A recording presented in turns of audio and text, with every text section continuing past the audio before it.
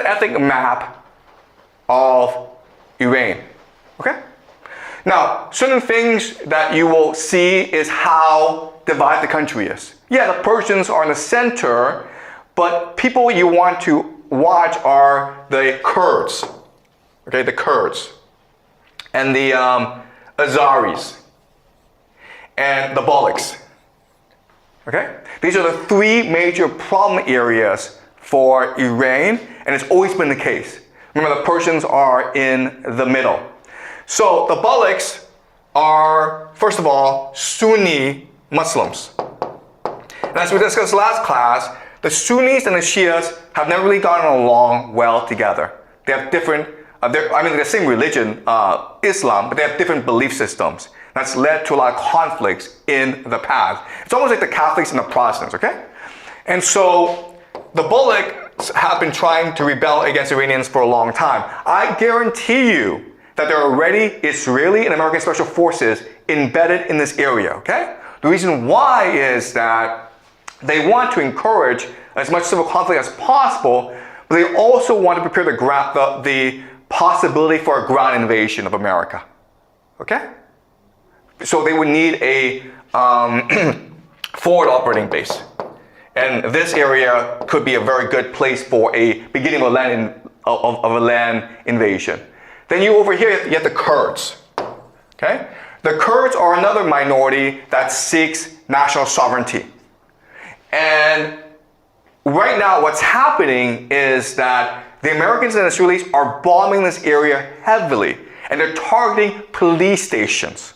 Why? Because they're trying to reduce and eliminate opposition so that they can arm the Kurds and have them come into this area and threaten Iran. What's also happening is that in Iraq, there are these Sunni groups, okay, that the Americans are basically bribing and arming, and they're basically fanatics, okay? They're ISIS.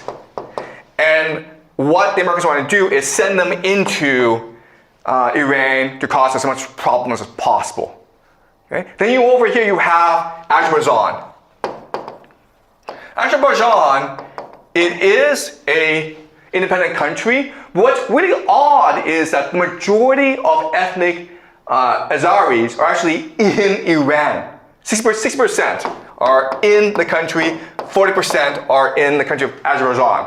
Which means that from the perspective of the Azerbaijani people, this war could be an opportunity to reunite the people, okay, and create a greater Azerbaijan. So these are the three problem areas that you have to watch as this war develops over the next few weeks, over the next few months, okay?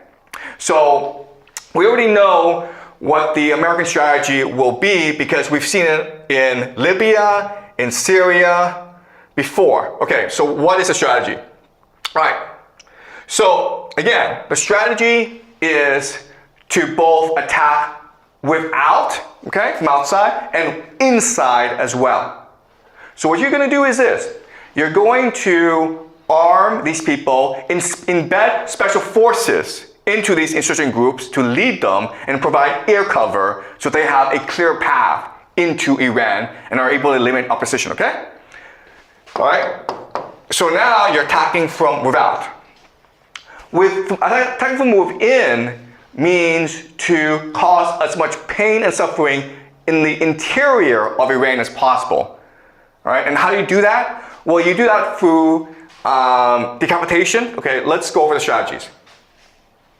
Okay, decapitation. Okay. And what you're doing is you're removing the elite, okay, or what we call command and control.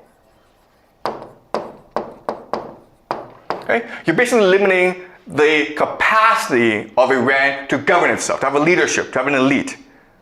All right, command and control. Okay, so that's the first strategy. Second strategy is aerial bombardment, okay, aerial supremacy. So So again, America has the most advanced airplanes in the world. And the way that it's using its airplanes is to destroy as much military installations as possible, but it's also engaging in acts of sabotage, okay? So what they're doing is they're carpet bombing. Okay, so they're carpet bombing Tehran, okay? They're doing soft targeting. Soft targeting. Soft targeting means that instead of attacking military installations, you attack hospitals. Why? Because you're degrading the capacities, you're degrading the state's capacity to rejuvenate itself, to be resilient, okay? The last thing is something called double tap. Double tap is this, okay? And it's really illegal or against international law. What you do is this. You attack a place, right? You kill some people, and then people try to come and help the people who are injured. And they could be like doctors, it could be emergency personnel, it could be relatives, right? And then you strike again to create as many civilian casualties as possible, right? And the entire idea is to create as much fear and anxiety in people as possible so that they lose the capacity to resist, right? And the last thing you do, and the last thing, of course, is to arm and bribe insurgents. Okay, so these are the three main pillars of the American strategy. And you will see this over the next few weeks. The problem with this is that when you do these three things, you're not actually hurting the Iranians, you're actually helping them. Because remember, the law of asymmetry states that whichever group is able to create energy, openness, and cohesion will win. And guess what, guys? This American strategy is going to create a more energetic, more open, and more cohesive Persian society. All right, let me show you how. All right, decapitation. We just said that one major problem for America is elite overproduction, right? Well, with decapitation, what you're doing is you're solving this problem for the Iranians, right? Before, the huge problem for the Iranians were you have too many leaders and they all have their own stupid opinion and they all want to lead this war, right? But by killing so many leaders, you allow for more mobility, for more meritocracy, right? You're solving the problem of elite overproduction for the Iranians. That's a huge, huge bonus, guys, okay? So the leadership will become much more lean, much more mean, much more determined, and much more strategic, okay? That's number one. Number two, air supremacy. Well, when you do this to people, when you carpet bomb Tehran, you're creating a more cohesive society. Why? Because the major conflict in Iran for many decades was the conflict between the urban areas and the rural areas. The rural areas were very religious, very poor, very backward. And the urban areas were educated, secular, and progressive. Okay? And so there's this huge conflict that led to a lot of riots, a lot of protests in Iran. But when you carpet bomb the cities, which are the main source of support for progressive Western policies, you make them united with the rural areas, okay? Does that make sense? The Iranian people no longer see each other as enemies, they see the Americans, the Israelis, as enemies. You create a much more cohesive society, who are willing to fight together. And that's a problem, okay? All right, the last thing. Yes, you are arming the insurgents, the Bullocks, the Kurds, the Azaris. Okay, that's fine. The problem with this is that you are now activating, galvanizing Persian nationalism. Right?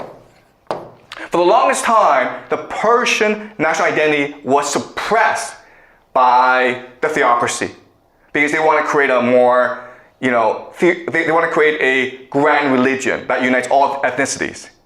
When you turn the other minorities against the Iranians, then the Persian people have to come together and remember their history, celebrate their identity. And this is the key, okay? Once the Persian people are able to activate their long-lasting memories, go back in the past and remember their greatness, they come together as an energetic, open, and cohesive society, okay? So yes, the Americans have this strategy that worked in Libya and Syria and other places, but it's not going to work in Iran. In fact, it's going to do the opposite in Iran. Okay? And then you're like, well, why don't the Americans not do this? And I already told you, because it's an empire, okay? It doesn't care about Iran, it cares about itself. And so it's sort of stuck with this policy because remember, it's trying to win this war as quickly as possible because it doesn't have the manufacturing capacity to fight this war for a long time. It's trying to reduce as many casualties among its soldiers as possible because the Americans don't have the political will to fight this war. America's trying to win this war cheaply and fast. And if it doesn't, then America's in a lot of trouble.